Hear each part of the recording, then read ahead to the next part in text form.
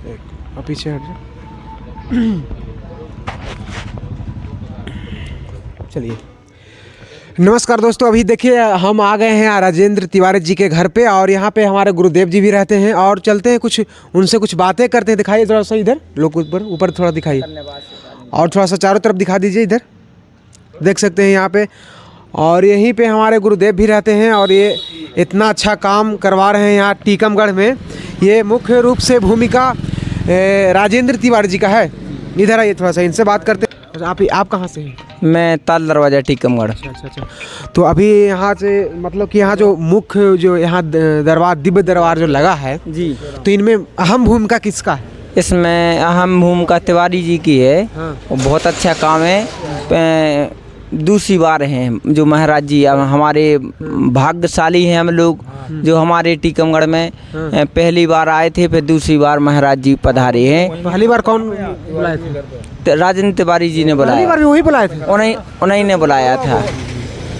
जो बहुत अच्छा काम हो रहा है हमारे यहाँ। हजारों लोगों की जो समस्याएं हैं वो हल हो रही हैं और हम जी चाहते हैं कि ऐसे महाराज जी के आगमन बना रहे। हम लोग भाग्यशाली हैं टीकमगढ़ वासी। देखिए, जो क्या नाम है बोल रहे हैं? सोनू मिश्रा। देखिए, जो साक्षात ये इस कलयुग में तो हम भगवान मानते हैं उनको, और जो भगवान का आगमन करवाते हैं उनका क्या होगा, उनका क्या कृपा होगा, ये तो आप लोग जानते ही हैं। तो चलिए हम कुछ अंदर जानते हैं और उनसे मिलते हैं, कुछ बातें करते हैं। चलिए चलते हैं, आइए इधर थोड़ा आइए। और ये सभी लोग देख सकते हैं यहाँ पे, इधर दिखाइए थोड़ा सा इन लोगों को। महाराज जी हैं यहाँ पे देखिए, यहाँ पे एक मंदिर है, नागराज का मंदिर दिखा दीजिए इनका। यहाँ पे देखिए, जैसे ही आप प्रवेश करेंगे आपको एकदम एक अच्छा संकेत मिलेगा। यहाँ से देख सकते हैं ओके हैं, और देख सकते हैं यहाँ पे देखिए पूरा सभी लोग बैठे हुए हैं। और ये कौन घर है? ये घर है ना। सभी को जय श्री राम। जय श्री राम, जय श्री राम। सभी देख सकते हैं यहाँ पे, देखिए सभी चारों तरफ दिखाइए इधर। और जय श्री राम। जय श्री राम भैया। कैसे हैं? अच्छे हैं भैया। कैसे महसूस कर रहे हैं? आपके धरती पर स्वयं भगवान आए हैं। बहुत अच्छा महसूस कर रहे हैं भैया हम लोग। तो आप पहले भी हुआ था प्रोग्राम? हाँ, पिछले साल जी पहली बार हुआ था। पिछली बार भी महाराज जी आए थे कथा करने। उस बार वो कृष्ण महाराज जी। सभी लोग दिखाइए चारों पट्टी, चारों तरफ दिखाइए। यहाँ चारों तरफ दिखाइएगा, इधर दिखाइए जी, बना लूँ आपको। देखिए, और यहाँ सभी लोग आ चुके हैं और यहाँ पे देख सकते हैं कितना माहौल अच्छा है। आप कहाँ हैं सर? अच्छा,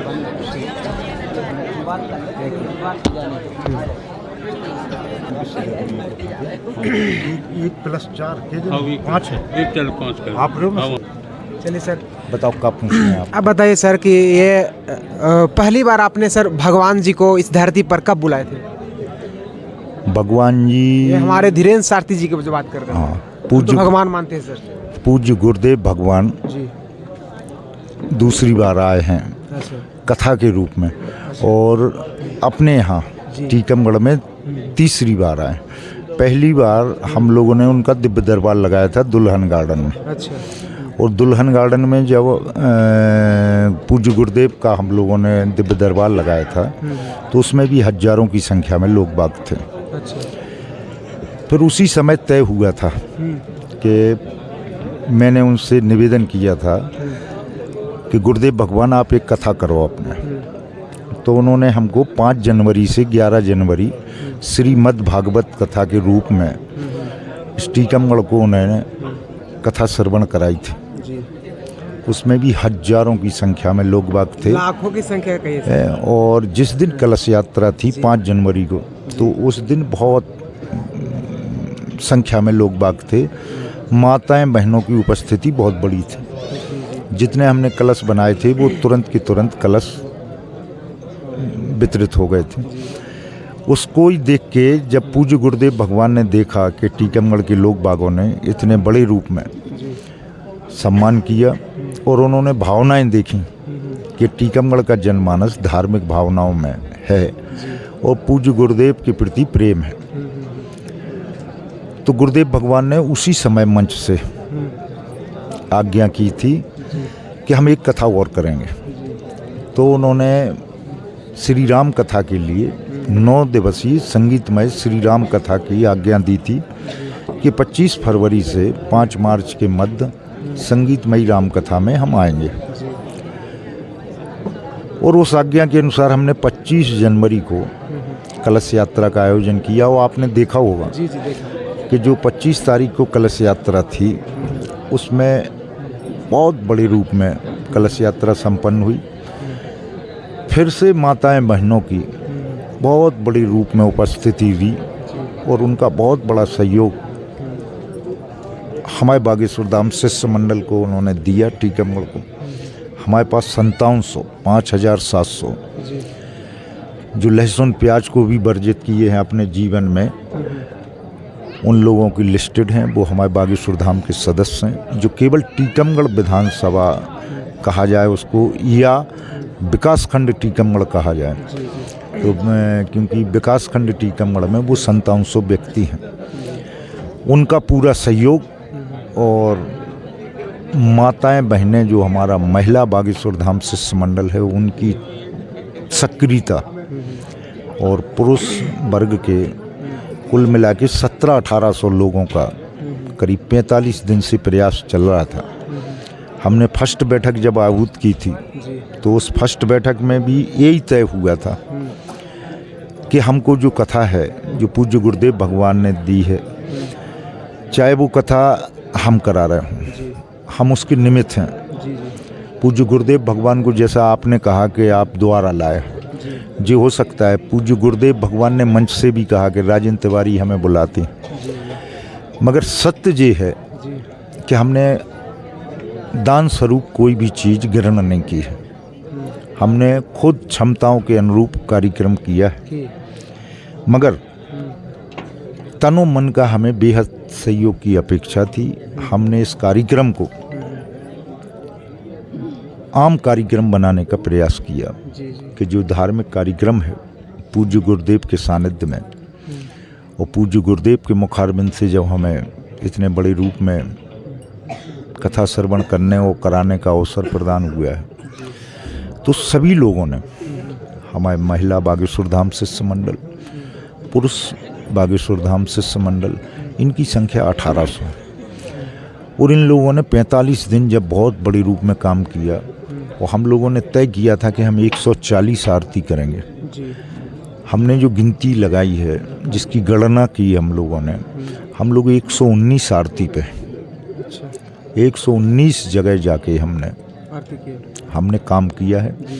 हमने एक एक घर, अगर खेत और खलियान पे भी अगर कोई व्यक्ति निवास कर रहा है तो हम महिला और पुरुष बागेश्वर धाम शिष्य मंडल ने उसके घर जाके निमंत्रण कार्ड दिए, पीले चावल दिए। उसके बाद आरतियां हुई। शहर में इतनी बड़ी रूप में आरतियां हुई कि कभी भी कोई भी जिला मुख्यालय पे इतना किसी कार्यक्रम को समर्थन नहीं मिलता, मगर इसमें मिला। न इसमें पार्टी थी, न इसमें पॉलिटिक्स थी, और बिल्कुल तय था कि ये कार्यक्रम आम कार्यक्रम बनाना है और आम कथा बनाना है, और हम लोगों ने उसको आम कथा बना दी। और उसका यही निर्णय रहा कि जिस दिन 25 फरवरी थी तो ये टीकमगढ़ पूरा राममय था, पूरा टीकमगढ़ धर्म की नगरी बन गया था। और फिर उसके बाद पूज्य गुरुदेव भगवान के आज भी दिव्य दरबार था। लाखों की संख्या में लोग पहुंच रहे हैं, आ रहे हैं, जा रहे हैं, धूप सहन कर रहे हैं। जब उनको हम भंडारे की व्यवस्था करते हैं, हमारी टाइमिंग अलग है कि जितने समय में कथा चलती है उतने समय हम भंडारा नहीं करते।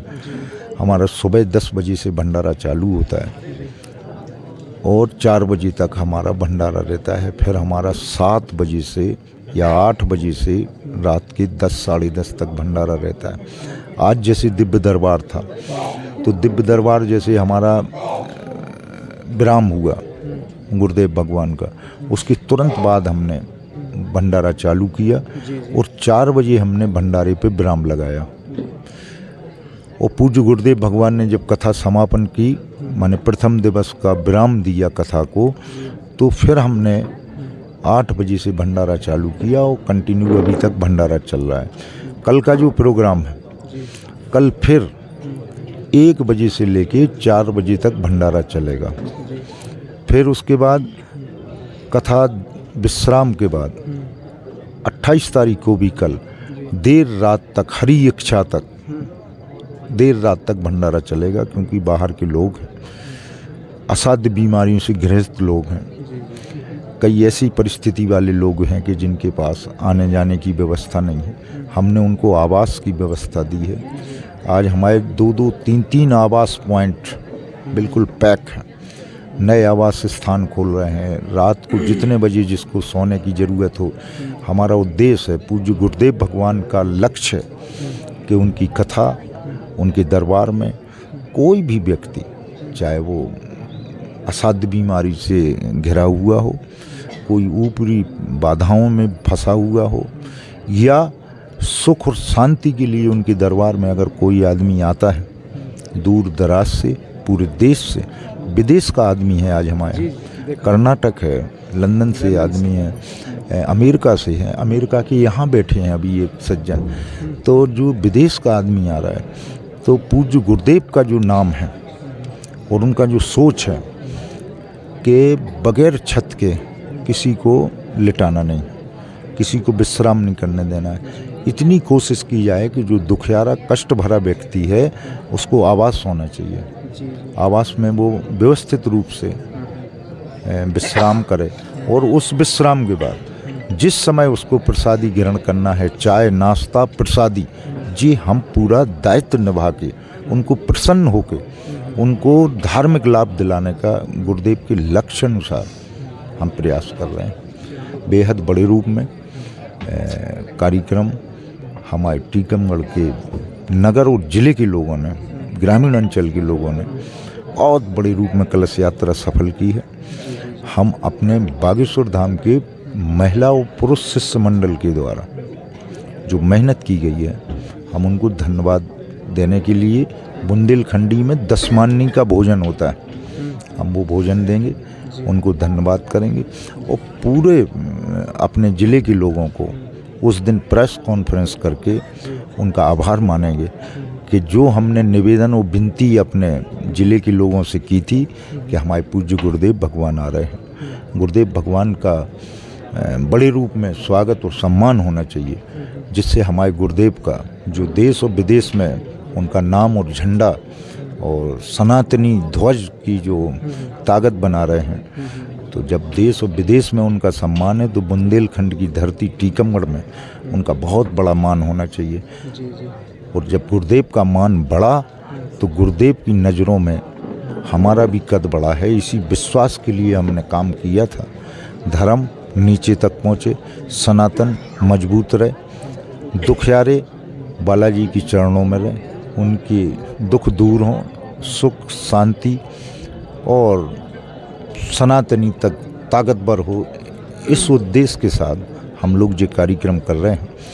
हमें लगता है कि हम इन भावनाओं को नीचे तक पहुंचाएं, और हमारा जो कार्यकर्ता है अगर ऐसे ही कार्य करता रहा इन दिनों, तो हमारा कार्यक्रम बहुत बड़े रूप में सफल होगा। बोलो बागेश्वर धाम की जय। सर बहुत बहुत धन्यवाद सर, जो आपने इतना बढ़िया काम कर रहे हैं सर। तो सर अभी हमने देखा कि यहाँ पे कुछ लोग नालायक लोग आ रहे थे, कुछ लोग चोरी कर रहे थे, इस पर थोड़ा व्यवस्था हमने ढीला देखा सर, इस पर क्या बोलना चाहते हैं? नहीं, ऐसी कोई बात नहीं है। देखो, जब लाखों की संख्या में लोग बाग आते हैं, हमारी महिला बागेश्वर धाम शिष्य मंडल ने पहले दिन प्रेस कॉन्फ्रेंस में भी हमारे महिला बागेश्वर धाम शिष्य मंडल था, अन्न पर्चा के माध्यम से, आरतियों के माध्यम से एक एक जगह निवेदन और विनती की थी कि आप आएँ ज़रूर, मगर माताएं बहनें ज्वेलरी और ऐसी चीज़ें जो कीमती आभूषण हों उनको पहन के मत आएँ, क्योंकि आप जानते हैं कि जब कभी भी कोई बड़े कार्यक्रम होते हैं तो नेगेटिविटी पीछे से चलती है, और नेगेटिविटी महिलाओं में ज़्यादा इसलिए बन जाती है कि जो अपराध होते हैं जैसे चोरी चपाटी ये सब, तो वो महिलाएं ही अपराधी करती हैं। और आपको ध्यान हो जी, कैसे कह सकते हो, हमारे जिला प्रशासन ने इतनी मेहनत, इतना अपूर्व सहयोग दिया उनने कि फर्स्ट डे कलश यात्रा के दिन 11 महिला अपराधियों को उनने गिरफ्तार किया, उनके ऊपर चालान किया और उनसे कुछ अमूल्य जेवरात भी वापस लिए। ये नहीं कह सकते, ठीक है छोटी छोटी घटनाएं होती हैं, कोई बड़ा नहीं है ऐसा कि कोई मोटरसाइकिल चोरी हो गई हो, वो एक अपराध है। जैसे कोई जीप का हो, कोई इतने लाखों व्यक्ति टीकमगढ़ आए हैं, दूर दराज से आए, देहात से आए, एक सिंगल एक्सीडेंट नहीं है, एक छोटे से छोटी खरोंच नहीं, किसी को कांटा नहीं लगा।